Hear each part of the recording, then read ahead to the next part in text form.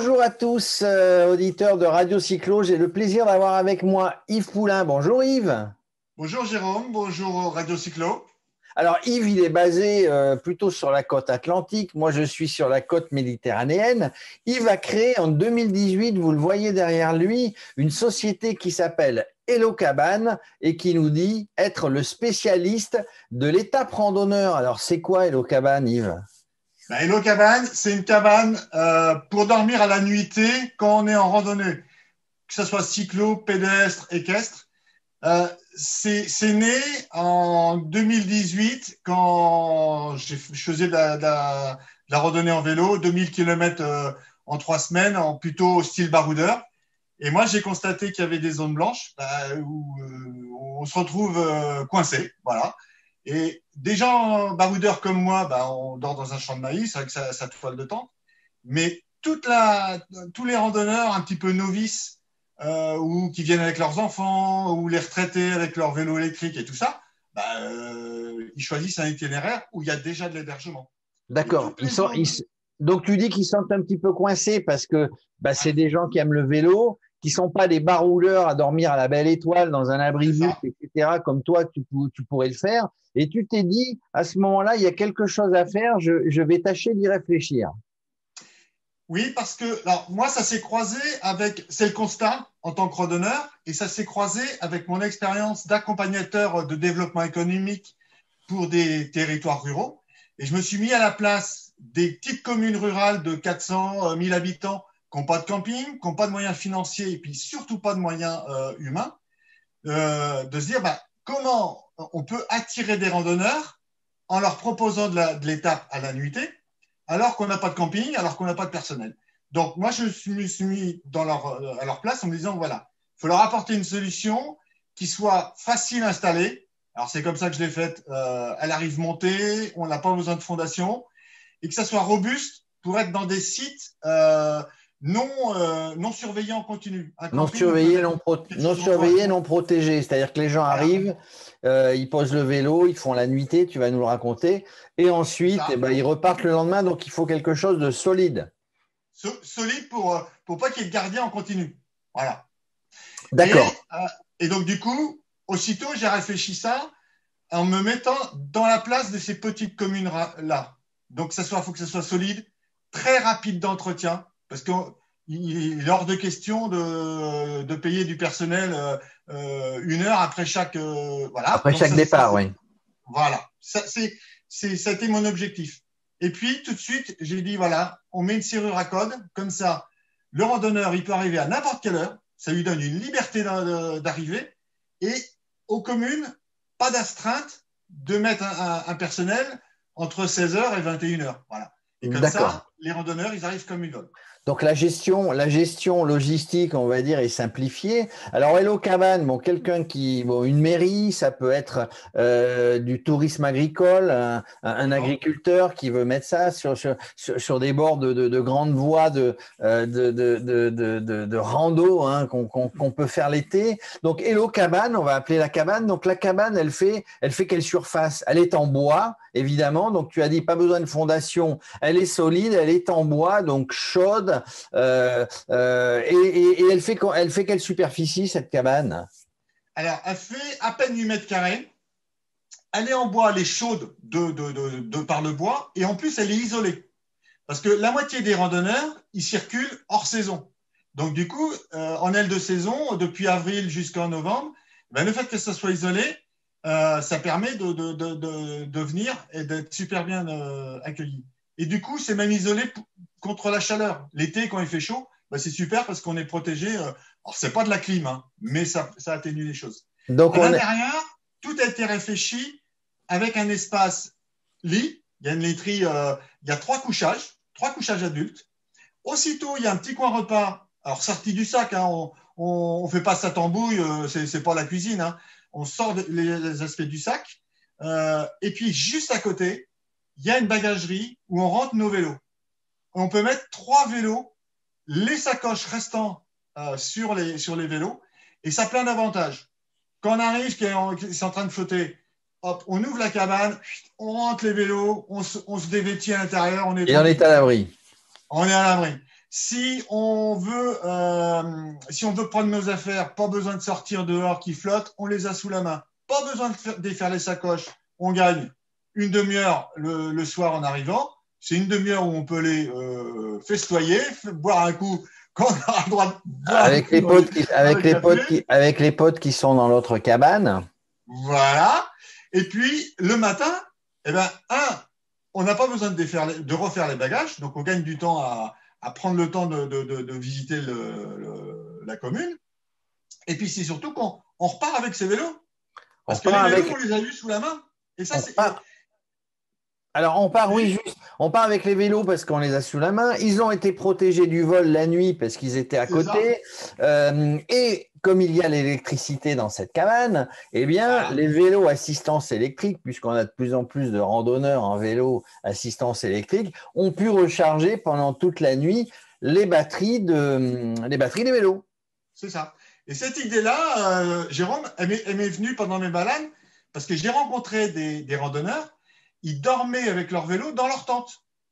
Et j'aurais dit, mais qu'est-ce qui se passe?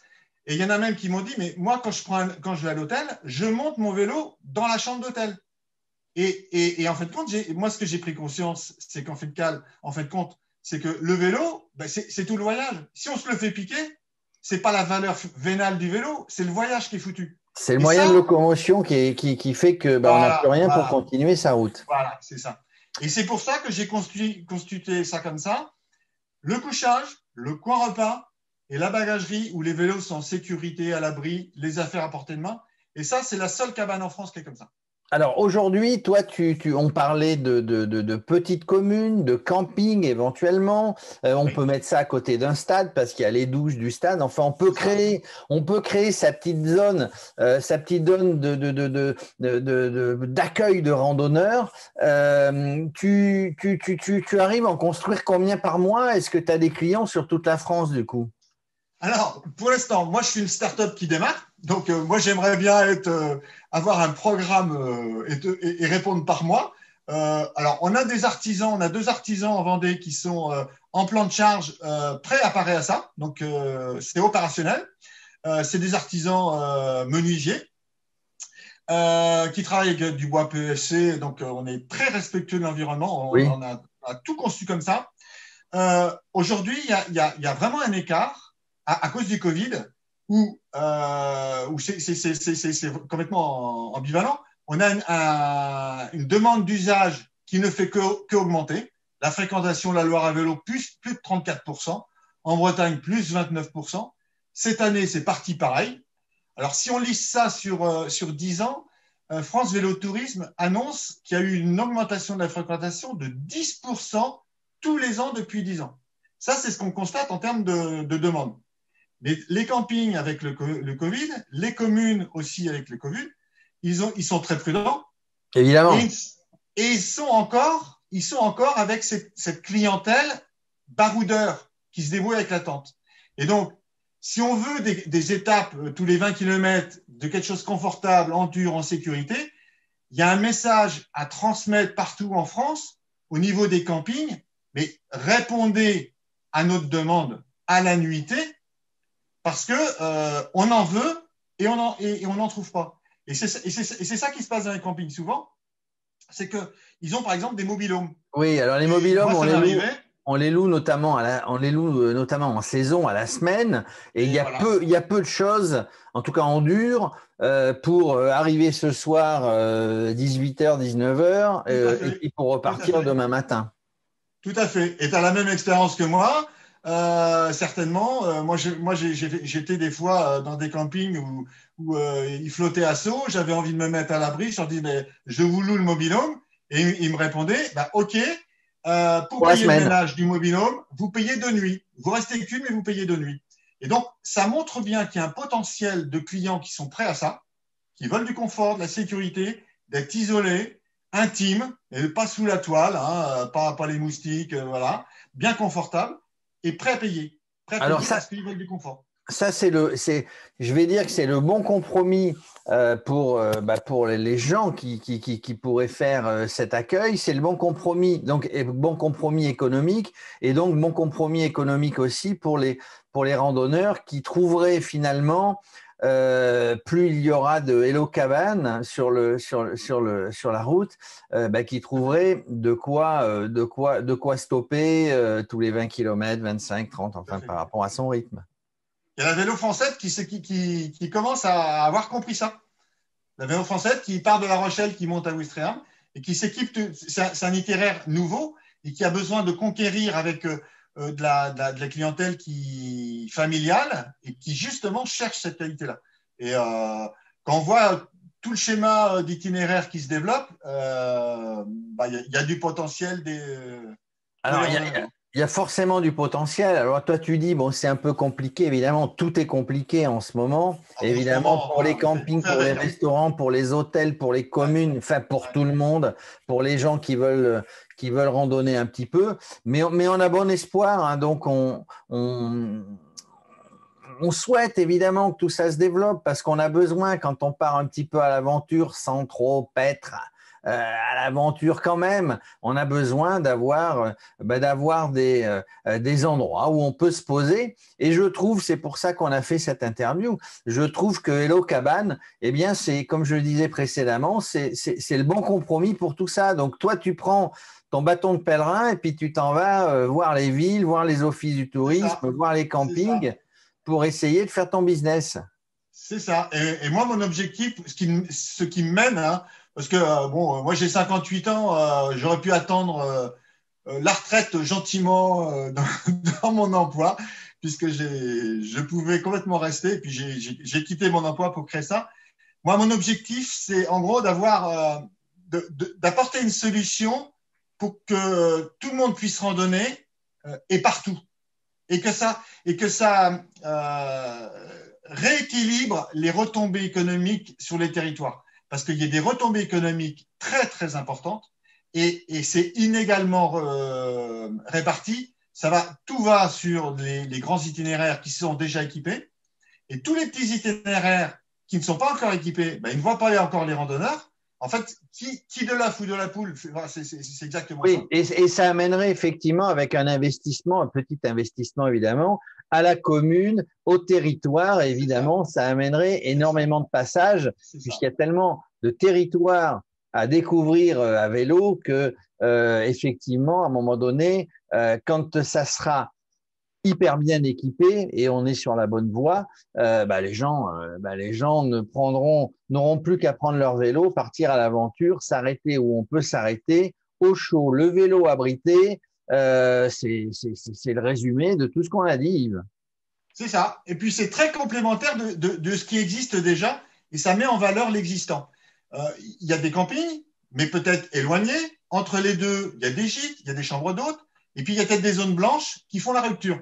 Et cette rupture-là, elle est compliquée à résoudre. Et Hello Cabane a été réfléchi pour ça, pour résoudre ces points de rupture et que ça profite à tout l'itinéraire, à tout le monde. Voilà, écoutez, si vous souhaitez développer, vous êtes commune, camping, agriculteur, hein, on parle du tourisme agricole, du tourisme rural. Si vous souhaitez développer l'accueil de la clientèle randonneur à vélo, voilà, on va vous mettre le site internet. Vous appelez Yves Poulain, Hello Cabane, du côté de l'Atlantique vers là-bas, dans la Vendée. C'est ça, tu es en Vendée, toi? Oui, je suis en Vendée. Et puis, il y en a pas mal dans l'Ouest. Hein. Il y en a du côté en Bourgogne aussi. Il y a deux cabanes en Bourgogne. Donc, voilà. Vous voulez monter pour s'en rendre compte. Voilà, vous voulez monter une activité, vous l'appelez, vous voulez compléter l'activité et les propositions que vous avez déjà, vous appelez Hello Cabane, de notre part Radio Cyclo. Vous savez quoi, vous aurez un sourire d'Yves. Voilà, je vais pas dire qu'il va vous faire un prix. Hein. Le code promo Radio Cyclo. Le code promo Radio Cyclo, laissez-le manger quand même. Hein. Bon, il faut qu'il les vende ces cabanes. Elles sont superbes. Vous allez voir sur toute cette interview que nous venons de faire. On va y mettre des photos, on va y mettre peut-être des petites vidéos. Et vous allez vous rendre compte que c'est hyper pratique. Merci Yves, en tout cas, d'être venu avec nous faire focus sur Hello Cabane. Et on te souhaite, croisons les doigts, de développer cette activité pour que tous les randonneurs, quel que soit l'endroit, et notamment les zones blanches, quel que soit l'endroit où ils se baladent à vélo, qu'ils aient possibilité très pratique de venir s'abriter pendant une nuit, le vélo et les randonneurs. Merci Yves. Merci Jérôme, et puis belle rando à tout le monde. Merci, bye.